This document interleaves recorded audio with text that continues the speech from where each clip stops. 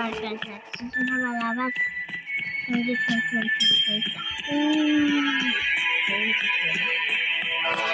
öyle doğru gidemiyor.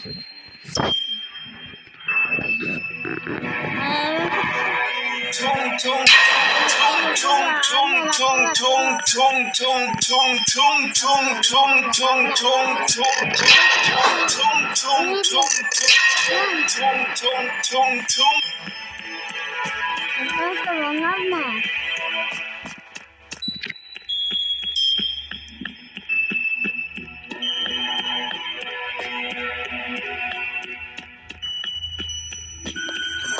Korkunç olduğu için bunu 6 yaştan görüşlemesi